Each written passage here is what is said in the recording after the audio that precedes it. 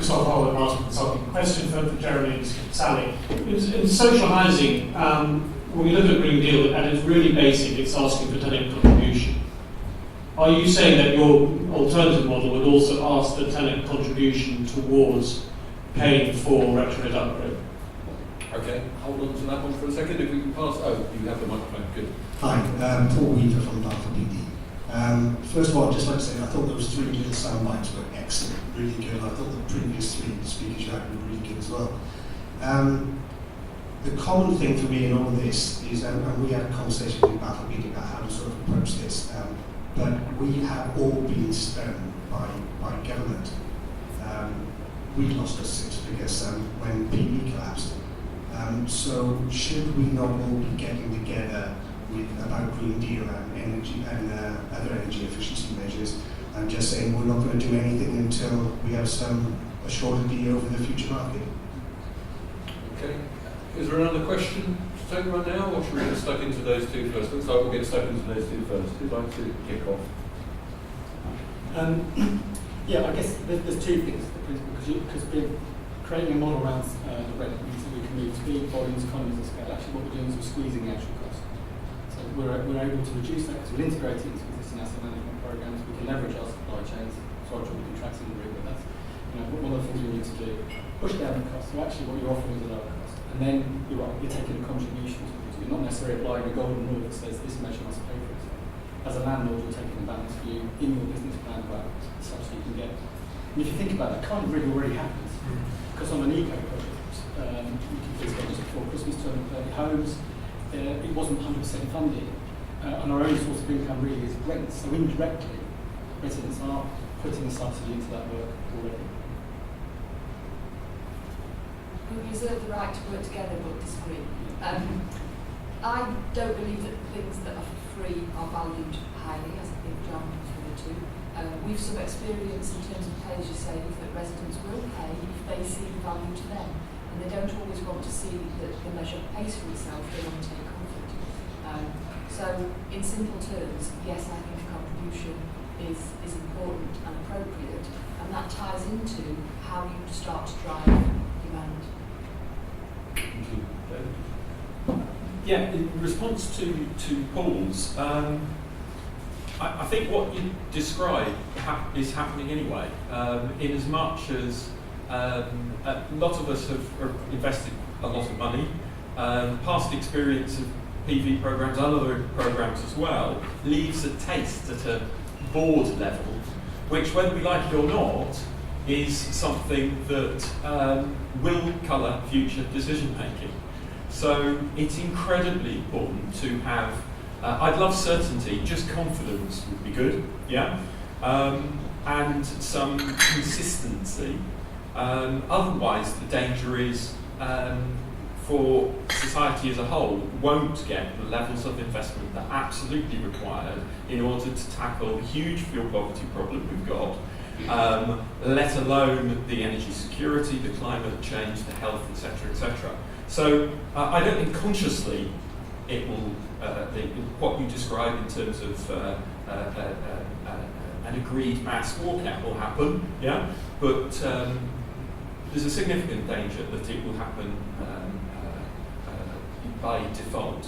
I would say, i.e. as a business, would much prefer that we were in a market that wasn't, to use John's terms, grant subsidised, was a real market because it's much more predictable.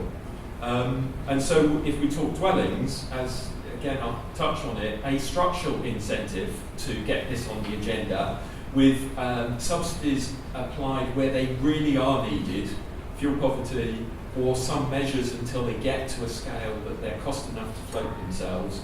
I think that is all about managing a transition. And I think the frustration here is the politics around this could be compelling if we're well enunciated. And I just think it's been really badly handled at a political level and allowed certain newspapers and certain large companies to run roughshod over what was basically a good idea. Paul, I would agree with David. I have a bit of a double-edged sword in that my CEO is English and he lives in Kent, so he understands the British political landscape, he understands the market in which we operate. However, trying to explain what happened in the autumn statement to our shareholders, who are a German family, proved incredibly difficult. They just couldn't understand what was happening, really, why it was happening.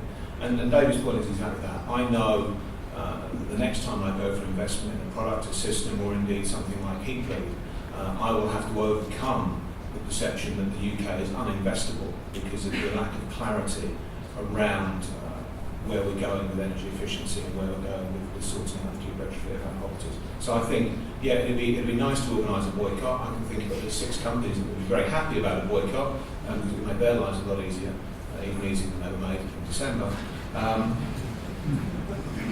Not giving you any clues for who they are, but certainly there will be a slowdown in activity, there will be a slowdown in investment, and business plans for the future are hastily being rewritten.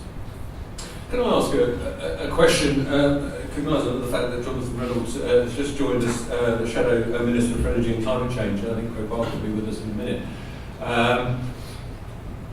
Politicians, senior politicians, only a few hundred yards down the road, took a decision to toss eco and this policy up in the air, a review of green levies. And they took some decisions based on their perception of what consumers and voters thought was important. They took a view that actually most voters and consumers thought it was more important for them to be seen to be delivering a short-term saving on their energy bills than a long-term investment in energy efficiency. I guess the question is, did they get that judgment right or wrong? We all got very angry and agitated about it because we knew that it was a crazy way to go. But in terms of their reading and the public perception, I know I've had some interesting conversations with people who are not immersed in this topic. Who said, well, surely it's a good thing that the politicians wanted to say, cut some money off our energy bills. So where does the responsibility lie in terms of the industry to take this agenda to the public in perhaps the way that you were saying, John? I think that yes, you talk about my conversations in the pub on a Friday night have moved from one of trying to explain Green Deal to one of defending what has happened, because I think you're right, the general population do see that what they've got is a one-off coming energy bills at a time when public and home finances are being squeezed. I think the real challenge is that we haven't enunciated, as an industry, we haven't enunciated and convinced the general public of the benefits of energy efficiency. I think we need to change the homeowner's relationship with energy as well. And it's not that long ago that fuel was going through £1 a litre and there were lorry drivers blocking motorways up and down the country, and now we're quite happy to go to the Sainsbury's, Marks and Spencer's, whoever else, and fill up at £1.30, £1.40 a litre. So I think it's about understanding that you can do something to reduce your energy consumption. It's about understanding that you can make some changes. And with respect to politicians, surely being a politician is sometimes about making the right long-term decision, not a short-term politically expedient one. If I could comment as well, it is a shame that the Prime Minister at the dispatch box didn't have at his fingertips immediately the statistic saying, as a consequence of this green levy, everyone in this room and across the country is better off, even though they're paying it. Because the reality is, pretty much 50-60% of the population have benefited from that levy over the last 20 years and would be worse off right now if they hadn't paid it at that point. Of course, it's a real shame about 40%, most of which live in soluble homes, that actually didn't benefit from the payment that they've been making for the last 20 years to a large extent. So the frustration here is, and we do bear as industry responsibility too, that we are invisible and we're not getting the message across that actually you're cutting something that is fundamentally good and everyone has already benefited from. And we do need to square that circle. But it is, again, it was at risk because part of it was seen not to be supporting fuel poor. I think if it was all supporting fuel poor, it would be much harder to cut. And so again, back to structurally encouraging, nudging those that are able to pay, makes the political argument about subsidy a strong one. Sally and then Jeremy. I just think we need to change the conversation from rising fuel bills to having crappy housing stock in the UK, and that if you talk about the housing stock, you can then talk about the solution to that, which is where we want to be, rather than getting into this cycle of talking about rising energy bills, which leads you down paths you don't want to go down. So you heard it here first, not green crap, but crap housing. Jeremy. Yeah, I would support that wholly. I mean, the Dixon website publishes figures comparing us to Europe, and we've got amongst the lowest energy prices in Europe, yet we have amongst the highest levels of fuel poverty. If you compare us to Sweden, it's much colder, energy costs more, lower levels of fuel poverty. The long-term argument is about improving the stocks. And I think you ought to take a leaf out of how you engineer these situations from the big six. So we have this big debate about the cost of living. Most other companies would say, keep rates downwards, keep rates under the radar, you don't want to be attracting attention. Not energy companies, they stick their price up by 10% and say it's green limits. And at the end of the process, one sticks it up by 3%, it says because we're assuming there are no green limits. And you talk about playing a blind game. That was, and if you look at it, I'm trying to go cynical, but what a way to play your hand to get what you want out of the other end of the process. I might be able to. Thank you. A couple more questions from the audience. Neil at the back, we'll just get a microphone to you. Any other hands? One here. Anybody else? Okay, let's take those. Yeah.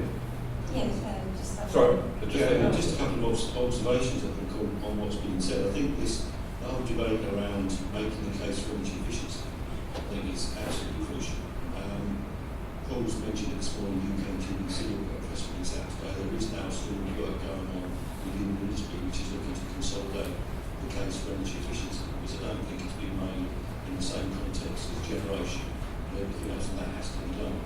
I'm not sure politically that everybody's on side either, and that was seen throughout this whole debate on the green levies. Within various political parties, not everybody was fully up to speed. I think that's got to be sorted. But the final point is about a plan. I'll talk for insulation, and I've been quite vocal over the last 6 to 8 weeks. There's 5 million cabbages, 7 million lofts, 7 million solid. That's the job. That's what we need to do.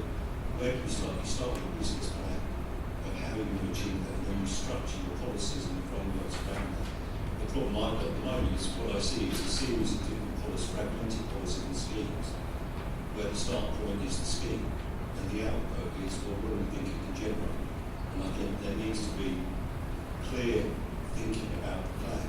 And to my mind, that needs cross-party consensus, because clearly the Labour Party, the Scottish Nationals, the Greens, have got various views, and we should look to consolidate the best into a cross-party plan, rather than playing a political football, which seems to be what's happening with energy efficiency in many cases.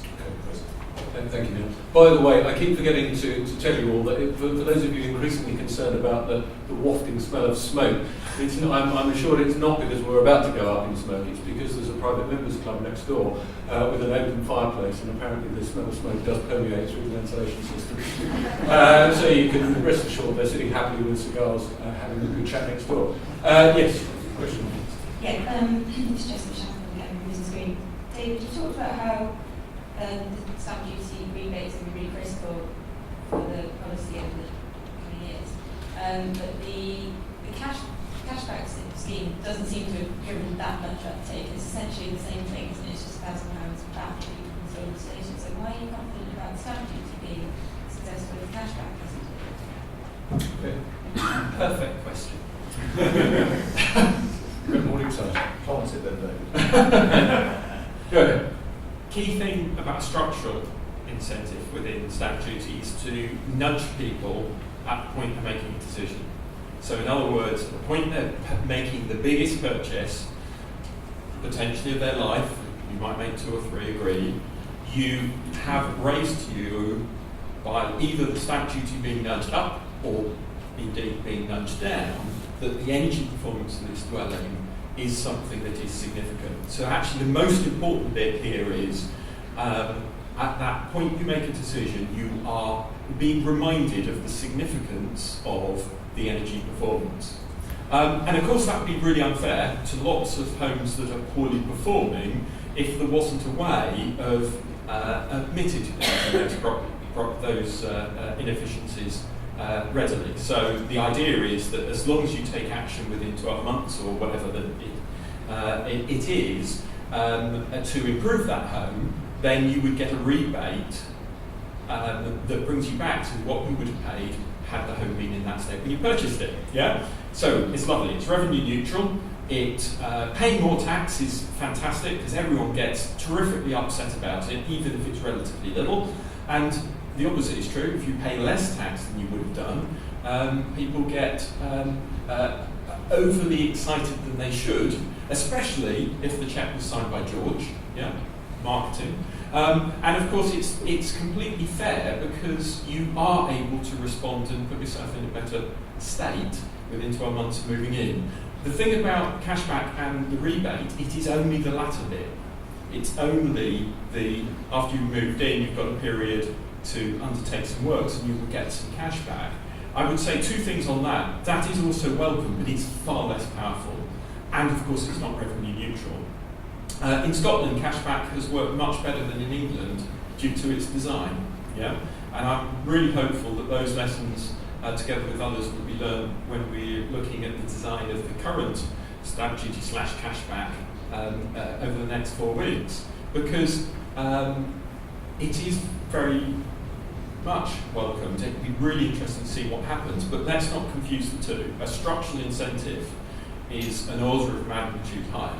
In fact, when the cashback was announced by Greg Barker within 2 days, it wasn't to be ungrateful for all the hard work that DEC had put in to secure that money, but I did say Chancellor could have it all back if they would put in a revenue neutral stamp duty instead. Because I think with certain things, you either bribe, you mandate, or you nudge, and we're missing the nudge. Can I just add how disproportionately excited I was when I bought a new Skoda that was 0 rated on road tax. You know, despite the fact that the amount I would have had to pay on road tax was no more than a tank of fuel. Absolutely. You know, I was very excited and I told everybody about it. And I think I would feel much the same, you know, as and when we see this linked to stamp duty and or council tax, perhaps one day in the future as well. Any further thoughts on this point? Just to add to what David said, it is about timing, it is about engaging with the consumer when they're ready to do the work. But both Paul and David, I think we're all agreed, this is a nice play around the edges of stamp duty, but if we really want to drive energy efficiency and sort out the, quote, crap housing, unquote, that we have, and there is a lot of it, then we do need something more structural, something more significant, like variable rates of stamp duty, so that really does engage with the consumer and they can see a tangible benefit from improving the energy performance of their properties. Could I just ask a quick question? If I could offer you a 30% reduction in your fuel bills, yeah, is that something you'd like? And, yeah? Well, next time you buy a house, buy a more energy efficient one. Yeah?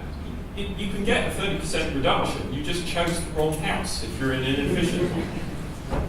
On that note, I need to wrap up this session. Thank you all to our panellists, and we'll move on to the next session with the Minister. Thank you all very much indeed.